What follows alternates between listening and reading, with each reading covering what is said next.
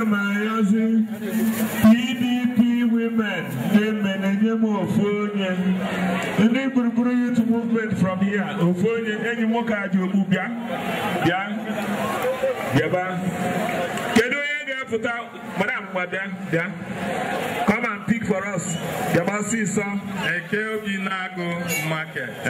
Yarma. That's it. Burukubi Youth Movement. Well, pick one for us. Madenabo. Just one. Only 2 persons pick. 2 persons. Boniface. Boniface Aneke. Congratulations. Oye Maria Korea my phone here. Phone number 081-0924-61. Kiroyazo Anne Ikechukwu 0803-9470-6. Anne Ikechukwu on the Eba. Ndị mmadụ ndị achọmadụ iri. Anyị ga-ayọ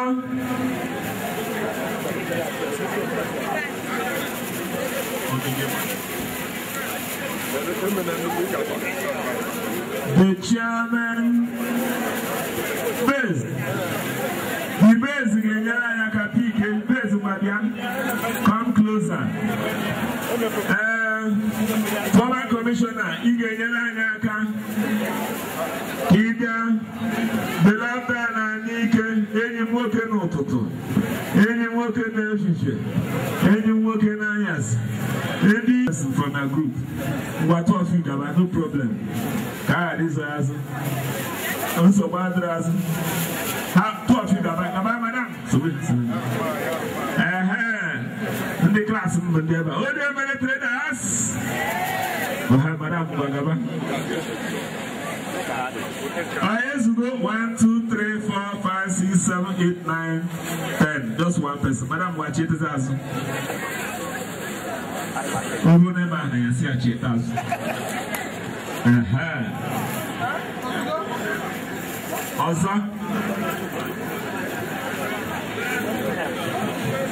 Also, yeah. Uno na fakezi atone ozugo dai ya na ebe ha ndi leader ozugo ngwa madam pick one. Onye izizi ga-enwe chọma na ogbe. Just one. Temple n'ọkwa ya. Temple ndị afịa na-eme ihe eji bụrụ ndị afịa. Ambrose Oguano.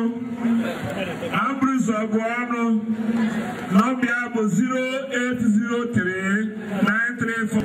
Ambrose. The base. Get with the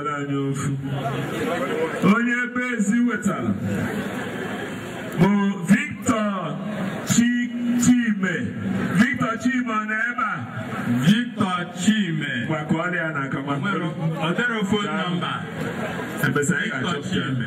The Honorable Commissioner Emeritus. We love that. Owotego fu. Onye wetala. Onye Chukwu gozi. Afia bo.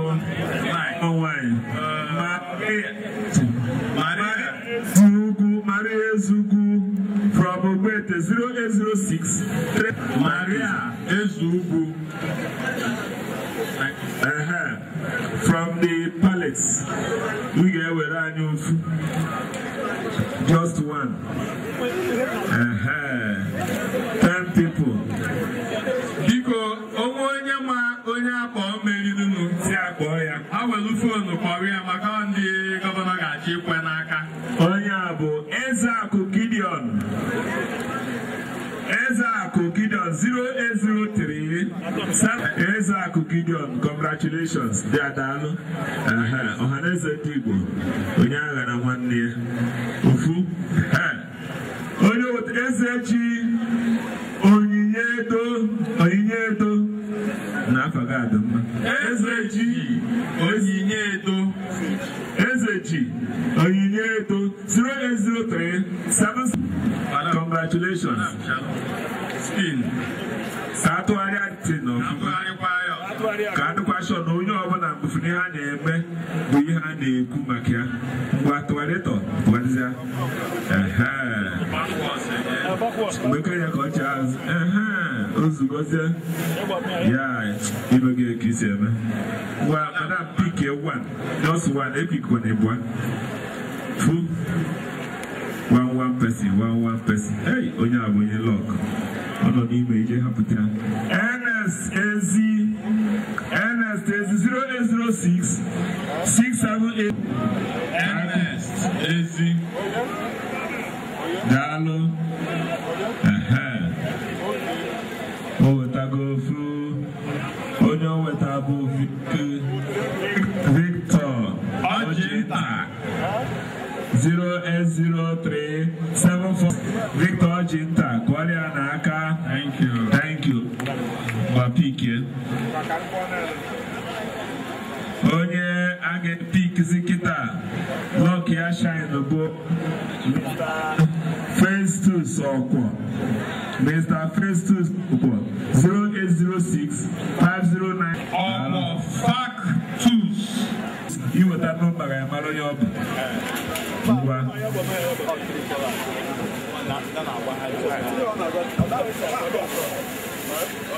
Daalụ. Madam ngwa. Ịma na ọlọk ndị a ga-eweta.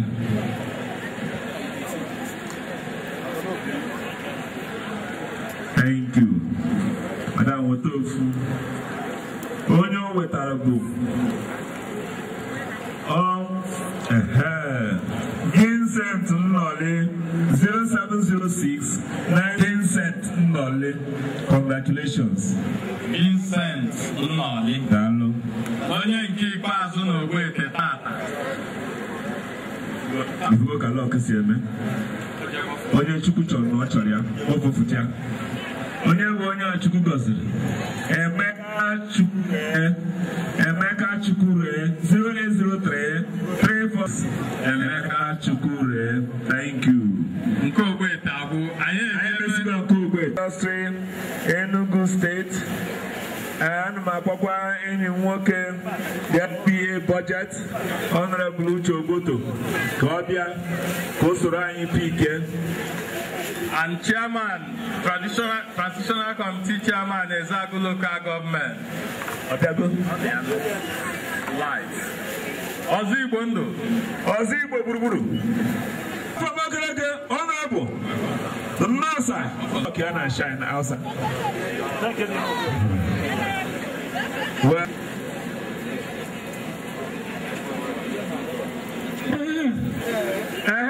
Oh, can I follow? Obi Veronica, ngwaje nọdụ ebe enu. Gaa chekigo afịa ka edishọn onye nwa.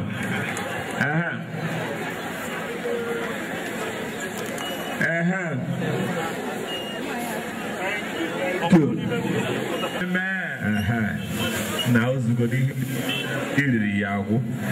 Agharịzi n'azụ. Ozigbo were we also want you will look the night shine for somebody. If you want to see what it is.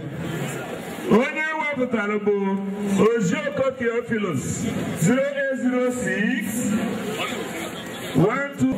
Ozioko, that is thank you. Former Commissioner for Commerce and Industry. Onye ọ na-ete ncha n'aka. Welcome. Thank you. Onye ka o wetara? Onye o wetara bụ Ugwudu Onyeke Mrs. Onyeke Ugwudu 0814. Thank you. Madam Mwawerogu.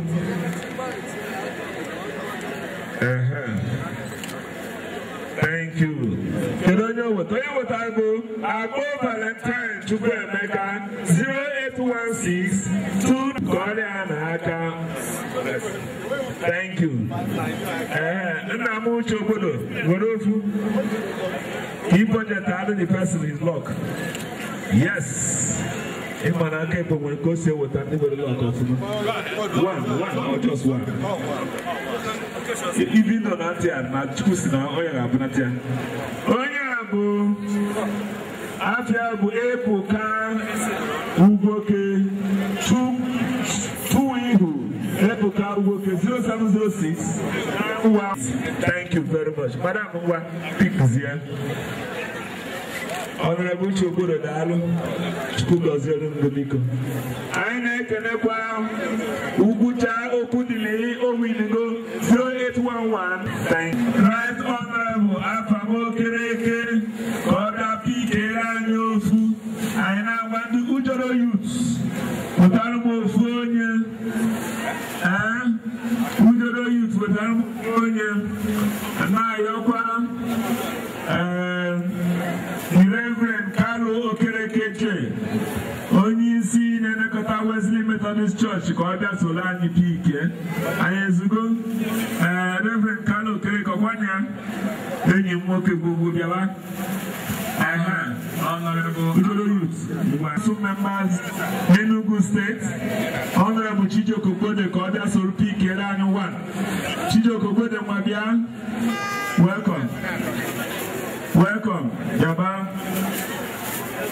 Thank you. 1, 2, 3. Our hands go for. PDP State Women. Fonya. Utarbo Fonya. PDP State Women. PDP Women. Wife of the PDP chairman. Isuzo. Oh no, the chairman, the women leader, PDP, Isuzo local government. Dalo. Are we ready? Chijoke, let me discuss politics. Okay, no problem. Just pick one for us. Right Honorable Afam Okekema Pikere, chairman of the man. Zibo Madane Juka. When you get a yellow guy, Afiabu, Mama Ada. Afiabu, Mama Adamo, Mamada. Anchawu 081 368. Thank you very much. Right Honorable. God bless you. Chijoke Obodo, Enugu, Honorable Chijoke Obodo. Hey, I ain't a pony and lock.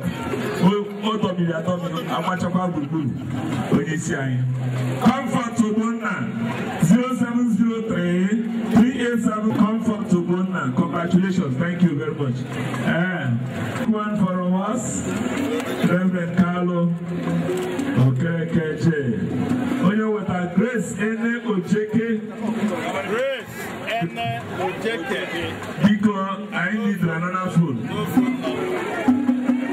Grace Ojeke, thank you. Olaga. Ujolo.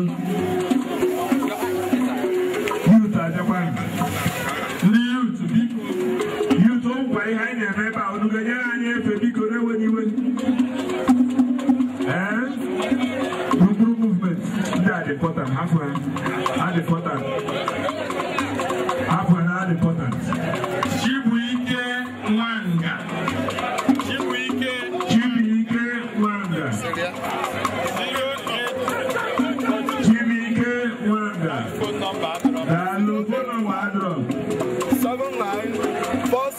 Thank you.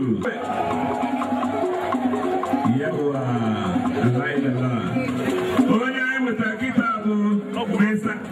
Christian, no. Christian, no. N-O-H 081 8183. Hello. The next one.